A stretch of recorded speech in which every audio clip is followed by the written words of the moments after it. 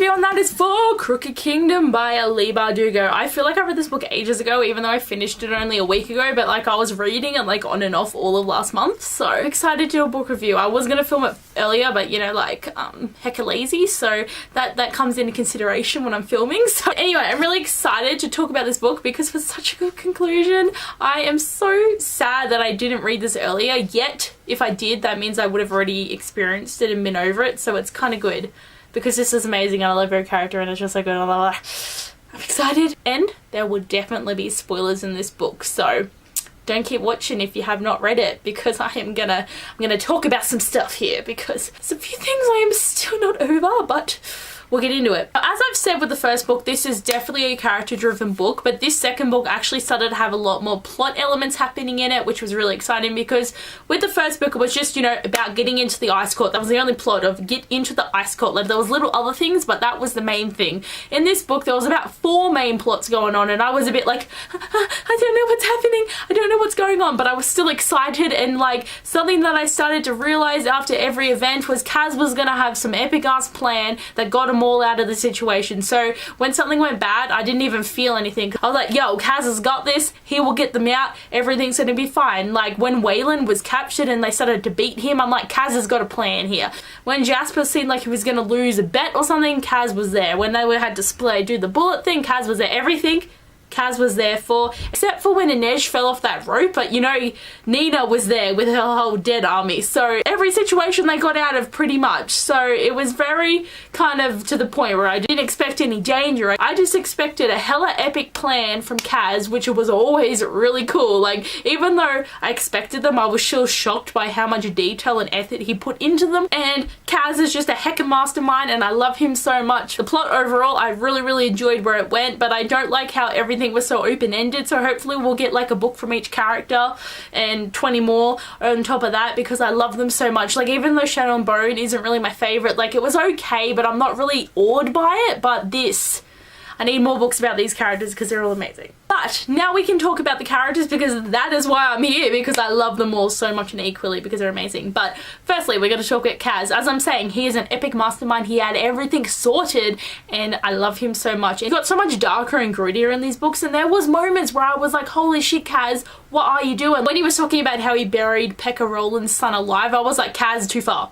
But then it was like, oh nah bro, I didn't do that. But it was so like, he's so evil and wicked and I love him. And like the same way he literally took on the whole barrel by himself, he was just killing all those guys, and I'm like, holy shit. And Edge was like, bro, can I help? And he's like, nah, I got this, leave me alone, I got this, even though my leg don't work, I got this. I love too that like with all the characters we got even more of their backstories and more depth into it. Like with Kaz, we got into depth more about his like aversion to skin, because after having to touch his brother Geordie's corpse, he cannot do it and he feels so repulsed by it. And there's been moments where he actually like went to do a con and he's like, I can get past this. Like he was telling himself like, he can teach and do and learn every other thing in his life, but he can't get over this. Like he tried on one of the cons and he had his gloves off, and when he touched the guy he just dropped and he could not do it, and it was like, oh my god, Kaz, I'm gonna die, I love you so much. And he also got to the point in his life where he actually blamed Geordie for making him this way. Like if Geordie wasn't so like innocent about the fact that this was a con, they would have gotten out of it. Kaz was still quite young at that stage, so it was interesting that he sort of finally let go of his guilt over it. And it was just it was so interesting with Kaz, and I just like, I loved her so much. Inej, I really enjoyed her parts in this book, but like when Van Eyck captured Inej in the first book, I was very concerned that this was going to be like a really big plot part of the book for the second one, and then she got out like after 2 chapters and I'm like, well, I thought it'd last a bit longer, but oh well. But I really did enjoy Inej's like parts in this book and how she was like walking across that tightrope, and I was freaking out when that white bitch came in and I'm like, kill her. And then when she fell, and I'm so glad that Nina did catch her. But I love that Inej even more solidified her need to really want to like, you know, go capture slaver ships and go help people and get a captain and be a pirate, and she was so set on it and she wanted to get away from Kettledam. Like even though she's decided that she does want to like help Kettledam and do this job, so she's got to like, she's got her whole life to do all this stuff, so she's got a lot on her plate that she's going to figure out how to do. But I also thought it was really good to get more of Inej's story and about how she, like when the men would be sleeping with her because she worked at the prostitute house and then she got raped and slept with, and all that horrible things that did happen to her at such a young age, and how she like would travel to a a different place in her mind, and sometimes she wouldn't, and how sad it made her, and how she doesn't like people touching her either. And that's why Kaz and Inej have such a, just like, their relationship just has so much angst, and it's just so sad and makes me want to kill someone. But yes, Inej was really good in this book, and I love the way that she forgave Jesper and the way that she forgave everyone and the friendships, and just she's such a strong person, and like how she just gets back up after she gets stabbed by like throwing stars 8 times, and I'm like, girl, you are strong and I am weak at everything. Just to talk about Kaz and Inej though, like that scene in the bathroom where he was touching her like with the tips of his fingers, and he was fixing her bandages, and he was just freaking out, and like, because every time he touches someone, it like, he brings him back to that moment and he doesn't know where he is. But it was so intense when his lips, like he tried and Inej tried, and they both can't be touched because it's horrifying for them. And I just, when he like brushed his lips against her neck, and I was like, my god, it's too much, it's too much. Like normally, like most books you get a lot more touchy-feely from people, but with them that was enough. And like at the end where Kaz bought her a ship and then bought her parents and then they held hands, I was like, oh my heart. I want to have a book where they're like even though it's going to take so long for them to be able to grow to a place where they need to be, and they're not going to be like every other couple, like they're going to still have problems, but I feel like they can get to a place where they'll be able to touch each other without flinching. I want to see that in the next book. But just, I love them so much, and just the way, the fact that Kaz tried, it just gets me. And the way that he like talked to her and was gonna come after her, and I love him so much, and it's so amazing. Nina, I am so glad she survived the poison from the crap that I can't remember what it's called.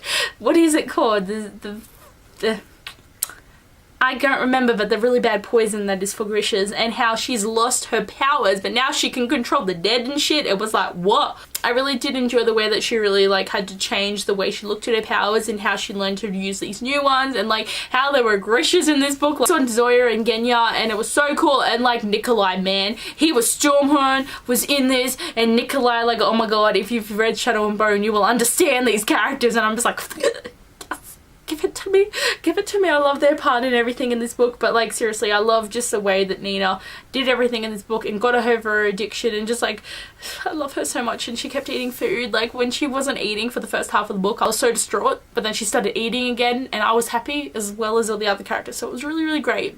Matthias, I can't even think about him, okay? Like, I know it's the most logical person out of the whole group to die, but no, I am not okay. And like, just saying, I feel really bad about this, but I knew that Matthias was going to die before I read this series, because people spoil everything on the internet. Like, I was on Instagram and then a person just posted a photo about it, and I was just like, would you spoil this for me? But I was prepared for it, and I was thinking it was gonna be done in like a really shitty way that didn't make sense. It didn't need to happen. Like, I understand, like, it's like, I complain about books not taking it far enough, but then I'll complain about them killing off characters. So what Leigh Bardugo did made sense, but it's like, if she picked any of the other characters, it would have been like a really hard hit, because Nina can't die because she just got over her addiction. Kaz can't die because he's the main guy and he's crippled. And Nej is just the Wraith, and she's awesome, and she's like something different, and you can't kill the gay guys because that's just wrong. So you've got Matthias, who is this brute who has been on such a big journey of soul searching, and these people are such shit idiots. For him to overcome his prejudice against the Grisha was amazing. For him to be able to help them and to be with people and just to do everything and not be so uptight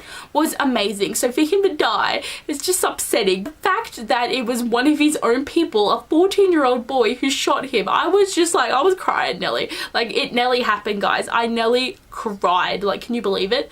I don't cry anything. I'm waiting for the moment in a book where I actually cry, but like, I just couldn't, okay? I couldn't. He didn't deserve to die the way he did it. In the way that when he walked over to Nina and he kissed her, and then they were all crying, and then she raised his body with her powers, and it's like, he's not there anymore. It's not happening! I feel like I'm gonna cry right now. It was just so upsetting. But I'm so glad that she took it there. Like, even though they all assumed that they were all still gonna survive, it's like, how could they really? Like, one of them had to die. And I'm just saying, Nina and Matthias' relationship was so adorable, and I'm glad they got to have a little bit of a happy moment before he died and left me. But I just thought they were so cute, and the way that he like looked after her with the addiction, and how she was all mean to him, but then they got better, and like they were kissing and talking about everything, and just, I love it so much. It's just it's sad that it's broken, but the fact that Nita is now, you know, she's taking his body back to bury him in his homeland, and then she's gonna do some really important things. So I feel she will be in later Grisha stories, and I can't wait to see what happens with her. But like, I'm so devastated. I'm so devo. Jasper's story I did enjoy as well, and the fact that his father was in this was good, and how he really had to come to terms with his gambling addiction and his card addiction and the way his father treated him. Like, the relationship that he has with his father is so strong, and I did enjoy that so much in the book, seeing that, and also to learn more about Jasper's mother and how she was a Grisha as well, but they call them other things, so it's like different cultures have different names for them, which is something really interesting. And like how we found out that he's such a good sharpshooter because he's a fabricator, so he can like bend the bullets to be like, like, I love that so much. Like at the end when he made the perfect shoulder, I'm just like, yes, Jasper, you got this. But his character arc was really good in this book, and I love him so much. And Waylon, oh my god, I did not expect his mother to be alive. I was like horrified. He's been like in an asylum for the past 8 years, and Waylon thought she was dead, and he thought his dad wasn't that bad, and then afterwards he's just like, you bitch, you bitch, you took my mother away from him. When he was looking like that other kid, it was so interesting, like having him talk to his mother, and she's just like, I know you, and I'm like, you do. But I really enjoyed that he got so much stronger and he was blowing shit up, and it was so great. But like, oh my god, I'm glad he got his mum out too. And then at the end, when he's gonna take over his dad's business, and he's like, the bitch can't read, and Jasper's like, I'll read for him then, and I'm like, oh, suck on that bitch. Like, the way that they got Van Eyck so shitted was the best feeling of my life. Saying Waylon and Jasper's relationship is solid. I love them so much, and like, it was so funny that Jasper kissed the wrong boy, and it was so sad because Cool was just like, I'm gonna do it when I can, and then Waylon's just like, oh, bitch, I thought we had something. It's just so adorable. And then they kissed later again, and I love it, and they're gonna live together, and Jasper's like a gold digger now, and I loved him so much. They're gonna have such an adorable relationship, and I want to see more of it. Like, this is what annoys me, is the relationship sort of happened, but like, we need more. I need more of these people together. Even though Nina and Matthias can't actually happen anymore because